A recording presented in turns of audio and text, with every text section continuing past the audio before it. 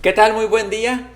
Pues continuamos con esta serie, ya estamos a punto de acabar, nos restan 3 estudios acerca de esta serie del Nuevo Testamento y hoy nos corresponde la tercera carta de Juan.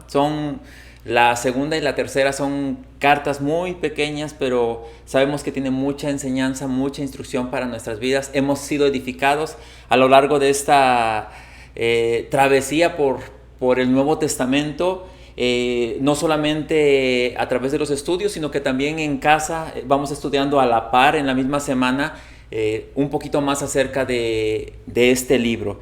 Y bueno, esta carta también es una de las cartas importantes que tenemos que atender como hijos de Dios. Permíteme leerte algo, dice: la forma en que tratamos a los demás refleja nuestra espiritualidad. ¿Y qué es realmente importante para nosotros? Entonces, cómo tratamos a los demás muestra qué tan espirituales somos, qué tanto estamos atendiendo la palabra de Dios, qué tanto estamos viviendo en esa verdad presente en la que hemos sido colocados. ¿Cómo vemos a las personas? ¿Cómo estamos tratando a las personas? ¿Las vemos a las personas como objetos o molestias o como creaciones o creación única de Dios? ¿Cómo estamos viendo a las personas? Otra pregunta que podríamos hacernos es: para Dios, ¿qué es lo más importante? ¿Una persona o una cosa?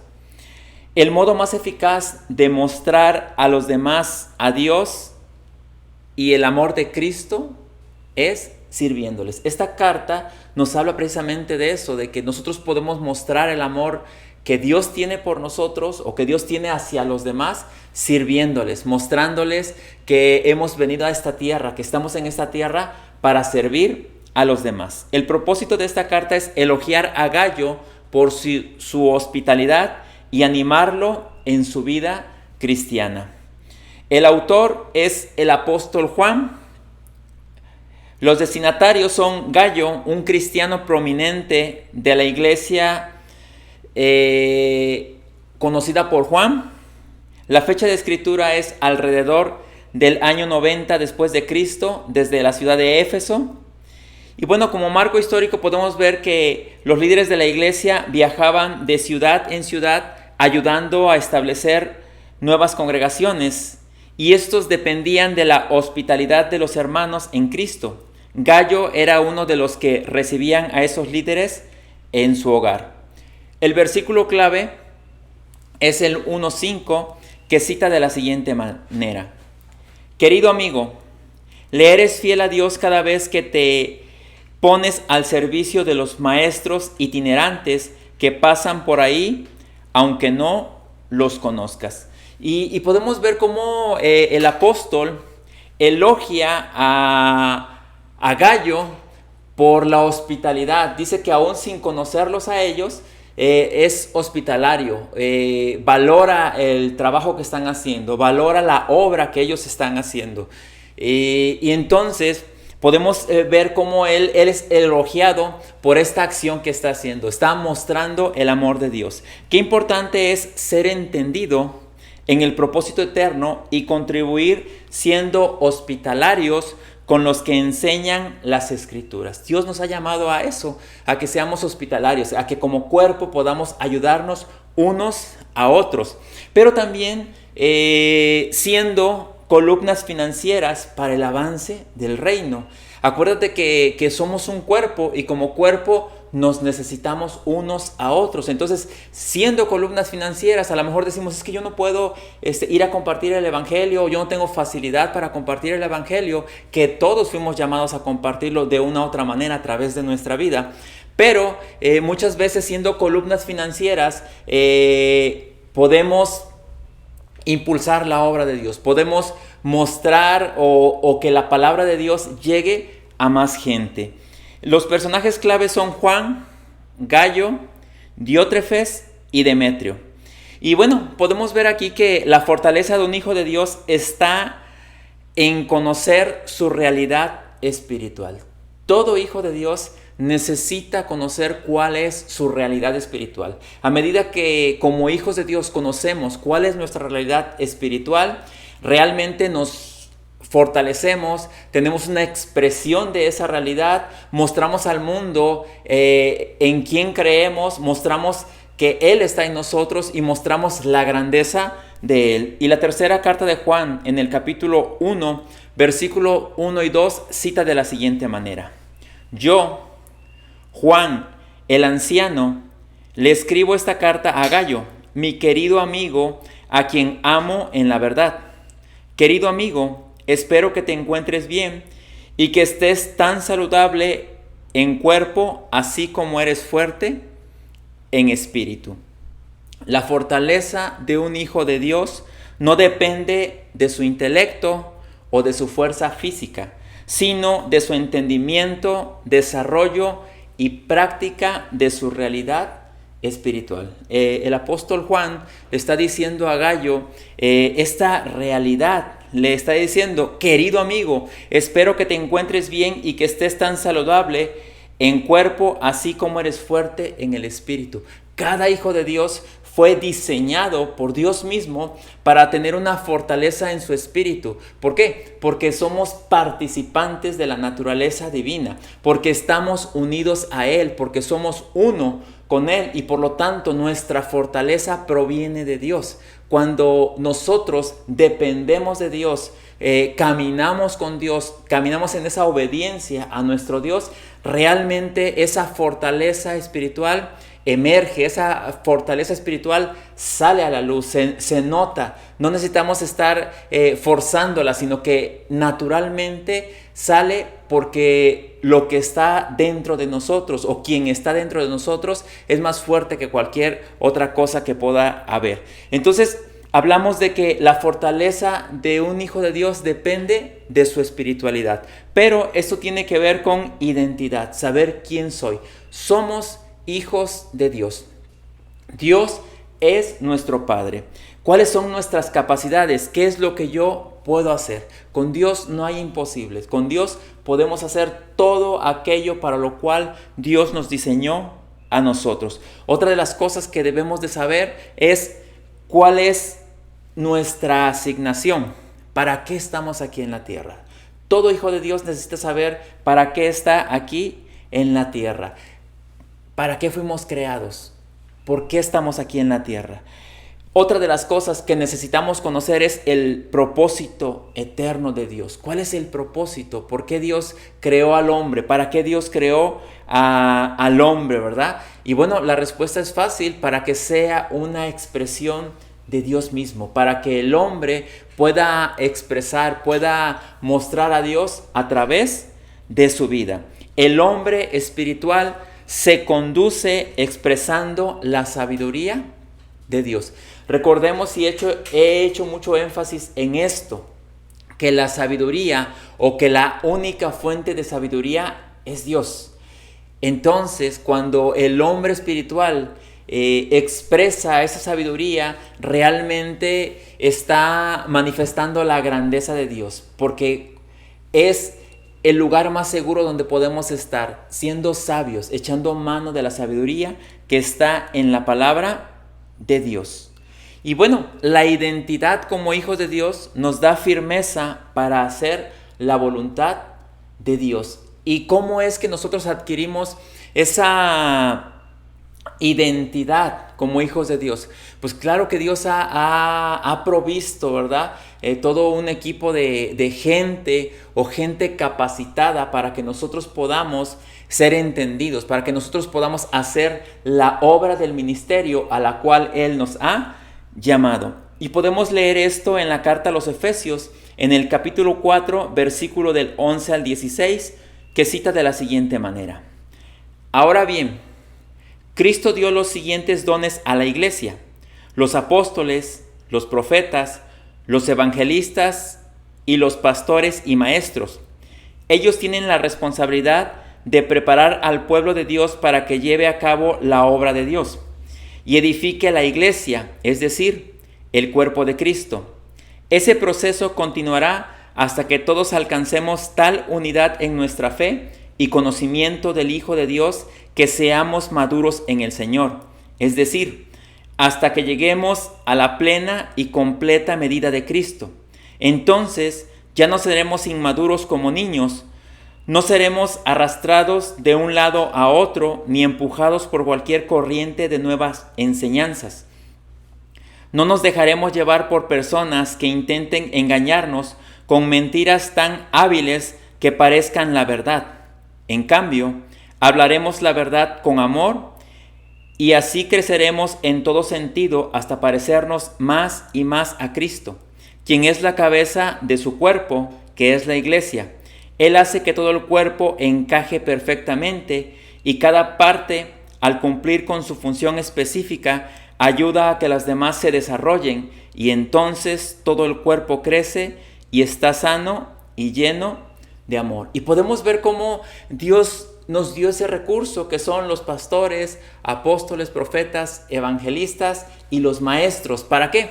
Para, dice, entrenar o capacitar a los santos para la obra del ministerio. Y bueno, hemos estado también hablando acerca de que nosotros fuimos llamados a ser discípulos y que un discípulo está constantemente en un proceso de madurez. ¿Por qué? Porque está teniendo un entendimiento, está siendo capacitado para cumplir su función de la manera correcta. Y todo esto para que nosotros, dice, lleguemos a la unidad de la fe y del conocimiento del Hijo de Dios. Necesitamos conocer nuestra fuente, necesitamos conocer todo lo que ya nos pertenece como hijos de Dios y todo para lo cual nosotros fuimos diseñados. ¿Y esto a qué nos lleva? A que nosotros tengamos madurez como hijos de Dios. Y a medida que alcanzamos esa madurez, nosotros podemos tener una expresión gloriosa del Hijo de Dios. ¿Por qué? Porque estamos viviendo de acuerdo a la verdad. Estamos viviendo de acuerdo a Cristo, que es nuestra verdad. Y vemos cómo esta verdad, a medida que se va haciendo parte de nuestra vida, tiene una expresión. Esa expresión es gloriosa, es grande, y podemos ver en la tercera carta de Juan, en el capítulo 1, versículo del 3 al 4, que cita de la siguiente manera: hace poco regresaron algunos de los maestros itinerantes y me alegraron mucho cuando me contaron de tu fidelidad y de que vives de acuerdo con la verdad. No hay nada más que me cause más alegría que oír que mis hijos siguen la verdad. El evangelio más poderoso no es el que se predica con la boca, sino el que se practica día con día. Realmente la manera en la que nosotros vamos a impactar este mundo es cuando practiquemos, cuando expresemos, cuando mostremos al Dios que nos habita, cuando mostremos que Dios realmente camina con nosotros, pero que nosotros también somos obedientes a esa verdad que está en Él, porque los hijos de Dios, te lo he dicho muchas veces, los hijos de Dios, uno de sus distintivos es que somos obedientes a la palabra de Dios. Y en este caso, Cristo es nuestra verdad. Cristo nos habita a nosotros. Hemos leído muchas veces Juan 14:6 que dice: yo soy el camino, yo soy la verdad y la vida. Nadie puede ir al Padre si no es por medio de mí. Como cuerpo de Cristo, somos colaboradores de Dios para la extensión del reino. Es algo que necesitamos atender nosotros. Cada hijo de Dios que es parte del cuerpo de Cristo es un colaborador de Dios para la extensión del reino. Cada uno desde sus distintas funciones, cada uno desde su asignación, somos colaboradores de Dios. Nadie está fuera, sino que todos estamos dentro. De una u otra manera, todos podemos colaborar para la extensión del reino de Dios. Y la tercera carta de Juan, en el capítulo 1, versículo 5 al 8, cita de la siguiente manera: querido amigo, le eres fiel a Dios cada vez que te pones al servicio de los maestros itinerantes que pasan por ahí aunque no los conozcas. Ellos le han contado a la iglesia de aquí de tu cariñosa amistad. te pido que sigas supliendo las necesidades de esos maestros tal como les agrada a Dios, pues viajan en servicio al Señor y no aceptan nada de los que no son creyentes. Por lo tanto, somos nosotros los que debemos apoyarlos y así ser sus colaboradores cuando enseñan la verdad. Como hijos entendidos, siempre debemos apoyar a los que colaboran para enseñar la verdad y la extensión del reino. Tenemos que poner todo lo que está de nuestra parte para que aquellos que trazan la palabra, aquellos que dan el mensaje de salvación, aquellos que edifican al cuerpo de Cristo, pues puedan tener todos los medios necesarios para que puedan hacer su labor. Y esto también te digo, esto es una responsabilidad de todos como hijos de Dios. Esto tiene que ver con una mentalidad de reino, con una mentalidad del reino de los cielos. Y tenemos que entender precisamente eso, que la mentalidad del reino de los cielos está muy por encima de la mentalidad del mundo. La mentalidad del reino lo que tiene o lo que trata es de extender el reino de los cielos. No su propio reino, sino el reino de los cielos. Que el reino de Jesucristo como cabeza sea extendido. Él vino y lo estableció, pero nosotros somos los encargados de que su reino sea extendido, que todo el mundo o toda la gente pueda conocerle a Él. Y la escritura en Mateo 20, versículo del 25 al 28, cita de la siguiente manera. Así que Jesús los reunió a todos y les dijo: ustedes saben que los gobernantes de este mundo tratan a su pueblo con prepotencia y los funcionarios hacen alarde de su autoridad frente a los súbditos. Pero entre ustedes será diferente. El que quiera ser líder entre ustedes deberá ser sirviente, y el que quiera ser el primero entre ustedes deberá convertirse en esclavo. Pues ni aun el Hijo del Hombre vino para que le sirvan, sino para servir a otros y para dar su vida en rescate por mucho. Cuando nosotros servimos, damos de gracia lo que de gracia hemos recibido. Cuando nosotros servimos a los demás, estamos dando aquello que nosotros recibimos como gracia de parte de Dios, como el favor de Dios que hemos recibido. Entonces fuimos llamados a esta tierra para servir. Nunca debemos dejarnos influir por aquellos que dan un mal ejemplo. Sabemos que sí es cierto, vamos a ver dentro del mismo cuerpo de Cristo gente que da un mal ejemplo, pero no porque la gente dé un mal ejemplo nosotros vamos a seguir ese mal ejemplo. Hay gente que dice, es que si ellos lo hacen o si él lo hace, pero cada uno de nosotros somos responsables de nuestra propia vida. Cada uno de nosotros vamos a dar cuentas de nuestra propia vida. Entonces necesitamos ser responsables, necesitamos ser entendidos y no dejarnos influir por el mal ejemplo. Fuimos llamados a mostrar al mundo que somos hijos de Dios. La tercera carta de Juan, en el capítulo 1, versículo del 9 al 11, cita de la siguiente manera.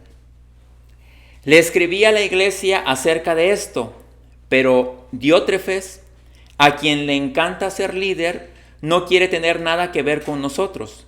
Cuando yo vaya, sacaré a relucir las cosas que hace y sus infames acusaciones contra nosotros.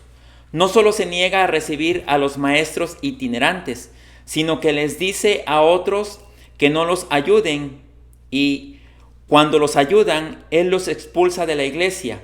Querido amigo, no te dejes influir por ese mal ejemplo. Imita solamente lo bueno.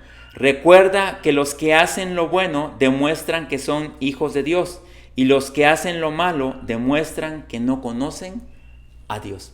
Entonces estamos viendo cómo le está hablando aquí el apóstol Juan a Gallo y le está diciendo, imita lo bueno, ¿sí? Pero también está mostrándole acerca de Diótrefes lo que está haciendo, que es algo incorrecto, que no está sirviendo para el avance del reino, sino al contrario, está siendo un obstáculo, que no está permitiendo que el reino sea extendido, no está permitiendo que el reino avance.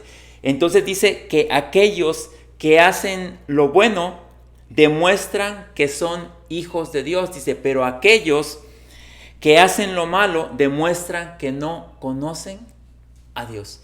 Y podemos ver muchos ejemplos de gente que realmente demuestra que no conoce a Dios, que solamente ha escuchado de Dios, pero no vive de acuerdo a esa verdad.